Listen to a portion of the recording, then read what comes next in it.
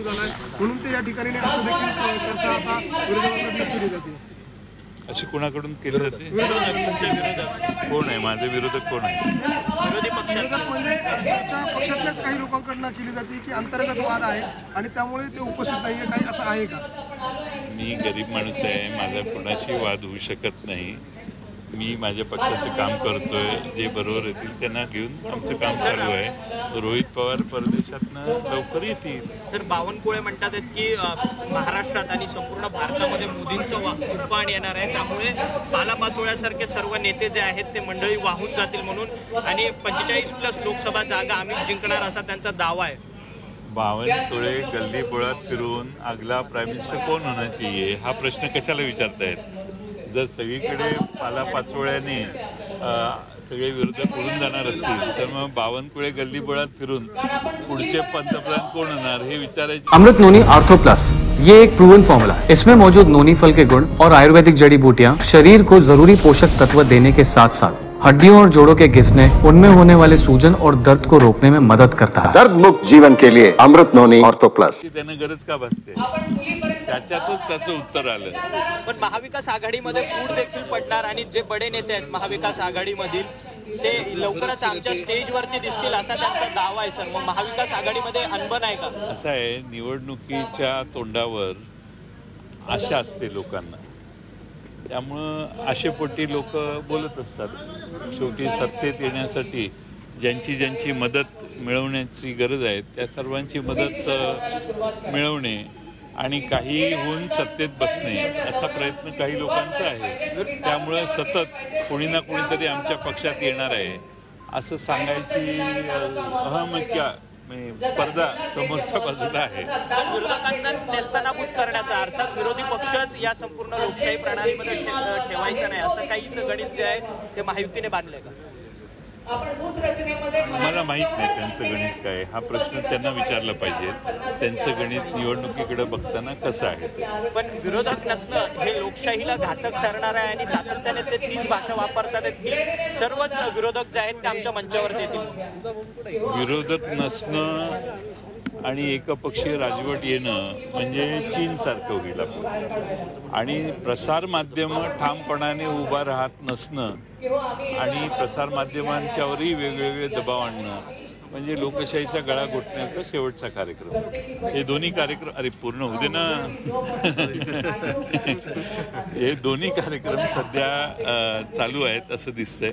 त्यामुळे महाराष्ट्रामध्ये महाविकास आघाडी आमची जी आहे ती ठामपणाने उभी आहे आणि येणाऱ्या लोकसभा विधानसभा निवडणुकीत ही आघाडी ठामपणानं समर्थ पर्याय महाराष्ट्राला देणार आहे. आज जे शिबिर आम्ही या ठिकाणी घेतलेलं आहे ते बघितल्यावर तुमच्या लक्षात येईल की फार मोठ्या प्रमाणात या ठिकाणी कार्यकर्ते उत्साहाने सहभागी झाले आहेत. आम्ही फार मर्यादित कार्यकर्त्यांना बोलवलेलं आहे.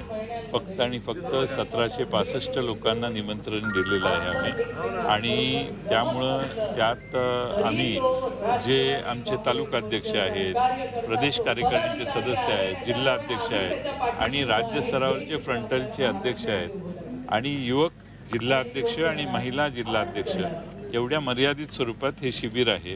पण याला देखील फार मोठा प्रतिसाद महाराष्ट्रातनं आज आम्हाला मिळतो. लोकसभा निवडणूक आता पाईपलाईनमध्ये आहेत. भाजप अजून सुद्धा म्हणजे अगदी आज महायुतीची जी प्रेस कॉन्फरन्स झाली त्यांनी अबकी बार 400 पारचा यंदा नारा दिलाय. नक्की कसं असं याकडे बघायचं काय? नरेंद्र मोदींचं 400 पार कशासाठी?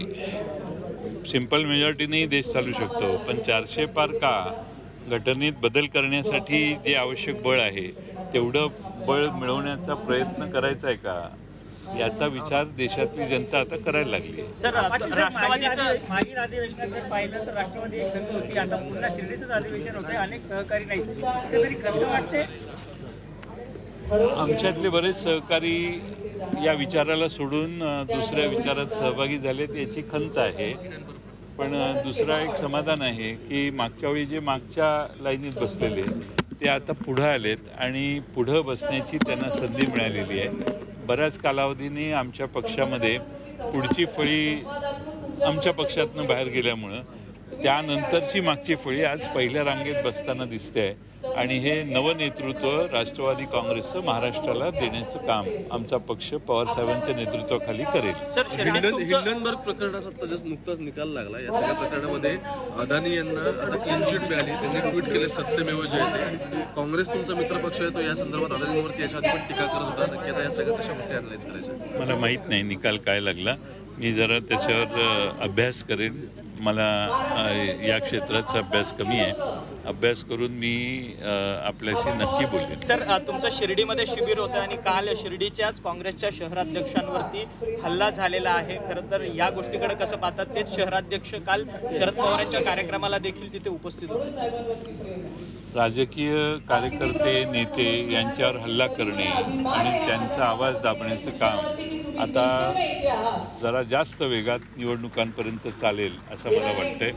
आणि म्हणून महाराष्ट्रामध्ये सर्व राजकीय कार्यकर्ते नेते यांची मुस्कटदाबी करण्याचा प्रयत्न जर होत असेल तर महाराष्ट्रात शिवसेना, काँग्रेस आणि राष्ट्रवादीचे कार्यकर्ते एकसंघ होऊन त्याचा मुकाबला करतील. शिर्डी लोकसभा ते राष्ट्रवादीचे जयंत पाटील सध्या बोलत होते आणि रोहित पवार यांच्या अनुपस्थितीबाबतही त्यांनी स्पष्टीकरण दिलंय. रोहित पवार यांच्याबरोबर कुठलाही वाद नाहीये. सध्या ते परदेशात गेलेत आणि म्हणून ते या शिबिराला उपस्थित नव्हते असं त्यांनी स्पष्ट केलंय. जाऊया पुढच्या बातमीकडे. राजकीय वर्तुळातली बातमी. अमरावती लोकसभेसाठी बच्चू कडू हे आग्रही आहेत. अमरावतीच्या जागेवर आमचा दावा आहे आणि आम्हाला